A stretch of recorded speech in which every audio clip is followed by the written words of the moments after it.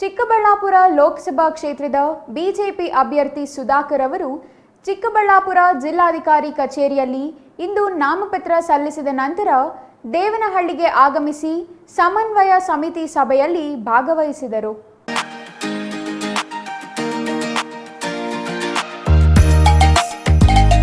ಮೊದಲ ಬಾರಿ ಜೆಡಿಎಸ್ ಹಾಗೂ ಬಿಜೆಪಿ ಮುಖಂಡರ ಸಮನ್ವಯ ಸಭೆ ದೇವನಹಳ್ಳಿಯಲ್ಲಿ ನಡೆಯಿತು.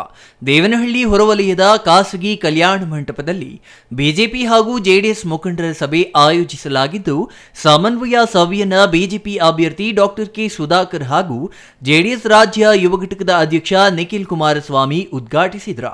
ನಿಖಿಲ್ ಕುಮಾರಸ್ವಾಮಿ ನೇತೃತ್ವದಲ್ಲಿ ದೇವನಹಳ್ಳಿ ಜೆಡಿಎಸ್ ಮುಖಂಡರನ್ನ ಒಗ್ಗೂಡಿಸಿ ಕೆಲಸ ಮಾಡಲು ಸಭೆಯಲ್ಲಿ ಕೋರಲಾಯಿತು. ಅಲ್ಲದೆ ಮೈತ್ರಿ ಅಭ್ಯರ್ಥಿ ಡಾಕ್ಟರ್ ಕೆ ಸುಧಾಕರ್ ಗೆಲ್ಲಿಸಲು ಪಣ ತೊಡುವಂತೆ ನಿಖಿಲ್ ಕುಮಾರಸ್ವಾಮಿ ಮೂಲಕ ಜೆಡಿಎಸ್ ಬಿಜೆಪಿ ಜೊತೆಗೆ ಸಮನ್ವಯ ಸಾಧಿಸುವಂತೆ ಪ್ಲಾನ್ ಮಾಡಲಾಯಿತು. ಸಮನ್ವಯ ಸಭೆಯಲ್ಲಿ ಮಾಜಿ ಸಚಿವ ಕಟ್ಟಾ ಸುಬ್ರಹ್ಮಣ್ಯ ನಾಯ್ಡು, ಮಾಜಿ ಶಾಸಕ ನಿಸರ್ಗ ನಾರಾಯಣಸ್ವಾಮಿ ಸೇರಿದಂತೆ ಉಭಯ ಪಕ್ಷಗಳ ನೂರಾರು ಮುಖಂಡರು ಭಾಗಿಯಾಗಿದ್ದರು.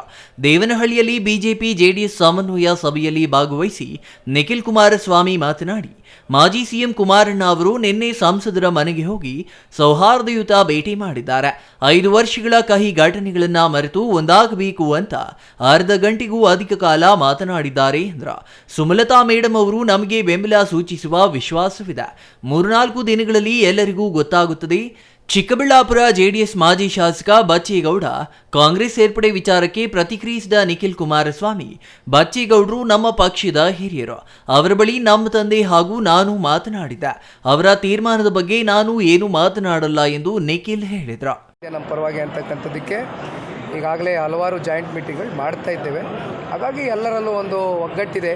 ಎಲ್ಲೋದ್ರೂ ಕೂಡ ಭಾಳ ಪ್ರಾಮಾಣಿಕವಾಗಿ ನಾವು NDA ಮೈತ್ರಿಕೂಟದ ಅಭ್ಯರ್ಥಿಗಳ ಪರವಾಗಿ ಕೆಲಸ ಮಾಡ್ತೇವೆ ಅಂತಕ್ಕಂಥ ಒಂದು ವಿಶ್ವಾಸ ರೂಪಿಸ್ತೀವಿ. ಈಗ ನಿನ್ನೆ ದಿನ ಮಾಜಿ ಮುಖ್ಯಮಂತ್ರಿಗಳು ಕುಮಾರಣ್ಣ ಅವರು ಮಂಡ್ಯ ಜಿಲ್ಲೆಯ ನಮ್ಮ ಸಂಸದರಿಗೆ ಈಗಾಗಲೇ ಅವ್ರ ಮನೆಗೆ ಹೋಗಿ ಒಂದು ಸೌಹಾರ್ದದ ಭೇಟಿಯನ್ನು ಮಾಡಿದ್ದಾರೆ. ಹಲವಾರು ವಿಷಯಗಳು ಕಳೆದ ಒಂದು 5 ವರ್ಷದಿಂದ ಏನು ಕೆಲವೊಂದಷ್ಟು ಕಹಿ ಘಟನೆಗಳು ನಡೆದಿತ್ತು, ಅದನ್ನೆಲ್ಲ ಮರೆತು ನಾವೆಲ್ಲ ಒಂದಾಗಬೇಕು ಅಂತಕ್ಕಂಥದ್ದು ಇಬ್ಬರು ನಾಯಕರುಗಳು ಮಾತನಾಡ್ಕೊಂಡಿದ್ದಾರೆ. ಒಂದು ಅರ್ಧ ಗಂಟೆ ಸುದೀರ್ಘವಾಗಿ ಚರ್ಚೆ ಮಾಡಿದ್ದಾರೆ.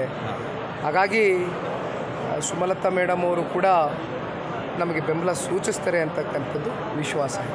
Satish Kumar, CTV news, Devanahalli.